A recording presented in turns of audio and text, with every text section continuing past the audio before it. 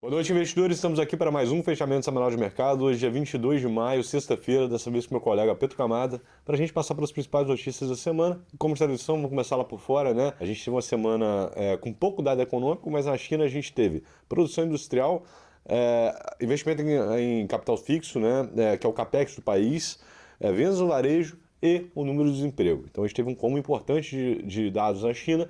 E, com exceção do desemprego, que caiu e foi em linha com o esperado, todos os outros apontam uma atividade mais fraca, tá? Os números vieram abaixo do esperado, e ainda que não tenham sido negativos, eles vieram bem baixos e apontando para uma atividade na China mais fraca do que a gente estava esperando. Lembrando que, ano após ano, né, a China vem revisando a meta de crescimento deles para baixo, tá? Hoje, esse ano, agora a expectativa é que a China cresça em torno de 4,5% a 5%, que para padrões chineses é baixo. Obviamente, para padrões restantes do mundo, ainda é um número bastante significativo. Falando de crescimento, a gente vai para os Estados Unidos agora, a gente teve os PMIs, tá? Os PMIs são aqueles números que tentam antever a atividade à frente, e todos eles vieram acima do esperado, números bastante positivos. Inclusive, a gente teve revisão aqui de expectativa de crescimento do segundo trimestre nos Estados Unidos, foi revisado para cima. Hoje, as expectativas aqui é um crescimento americano acima dos 2%, tá na casa dos 2,5%, o que apesar de ser um crescimento menor que a China, sobre uma economia muito maior, muito mais rica, né? Um crescimento bastante impressionante. E, obviamente, o que acabou dominando o noticiário da semana são os desenvolvimentos da guerra. A gente abriu a semana com o Trump sinalizando de que as conversas estavam avançando.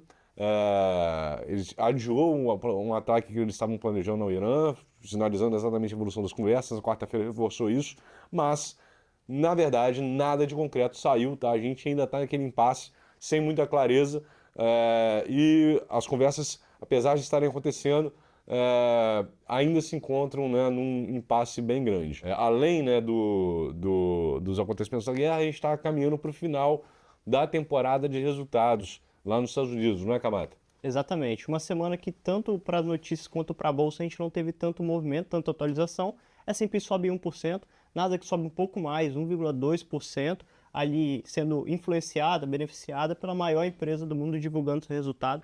Resultado, se a gente for ver o lucro por ação acima do consenso, acima do esperado, o que vem a surpreender uma empresa de tamanho do que é a Nvidia hoje, e se a gente for ver a receita nos últimos 3 anos crescente acima de 1000%. Mesmo assim, a empresa cai, a Nvidia cai 4% na semana, numa semana em que o conflito ainda tem ditado o tom. Se a gente for ver o lado dos juros e da moeda, também bem ameno.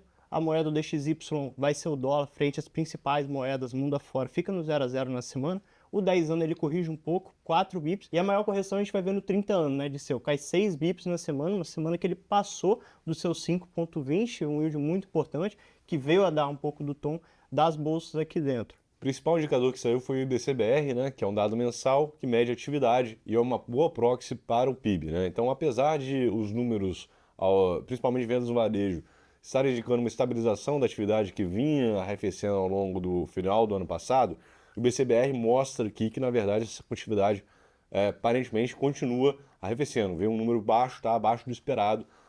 Principalmente, a gente já sabia que o agro esse ano não ia ser uma contribuição positiva por questões de uma safra menor, mas aparentemente também serviços aqui vindo bastante abaixo do esperado, um número negativo aqui para a atividade econômica. Aqui, assim como lá fora, na verdade o noticiário político dominou mais, né?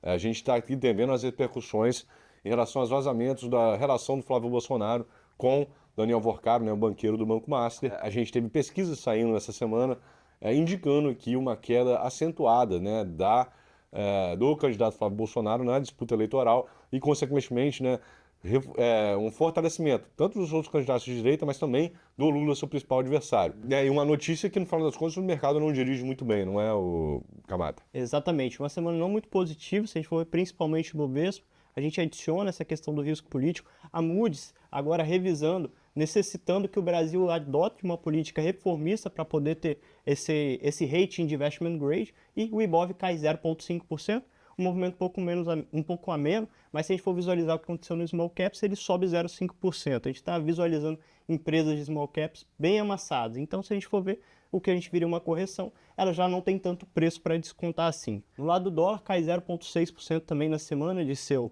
um dólar que agora volta para o patamar dos R$ 5. A gente viu que junto desse caminhão de notícias que veio a prejudicar tanto as nossas bolsas, também tinha jogado o dólar para cima, a gente voltando para R$ 5,02, e o movimento mais relevante aqui vai ficar nos juros, que na semana, se a gente for ver o 32, um pouco mais longo, cai 26 bips, depois de ter dado esse spike muito similar que a gente viu dos juros lá fora, e o juros de 27 anos caindo 15 bips. Então, uma semana que poderia ter sido positiva para a bolsa, se a gente for lá do lado do câmbio dos juros, mas não foi porque a gente tem um cenário de notícias não tanto beneficiando. Pois é, e na semana que vem a gente vai ter uma semana mais agitada em termos de dados econômicos, né? A gente vai ter aqui no Brasil uma agenda cheia, PCA 15, né? Prévia da inflação no mês de maio aqui no Brasil na terça-feira.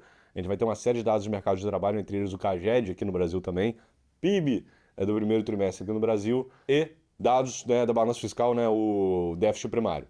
Lá nos Estados Unidos, esse é muito importante ficar de olho, o PCE é o principal dado de inflação ao consumidor lá dos Estados Unidos, e ele é o dado que o Banco Central americano olha, tá, na hora de tomar suas decisões de juros. Nesse ciclo inflacionário devido à guerra, esse dado tem um potencial muito grande de fazer muito preço na semana que vem. Obviamente, estaremos aqui novamente para passá-los a todas as atualizações. Um bom final de semana a todos e um forte abraço. Um abraço e até a próxima.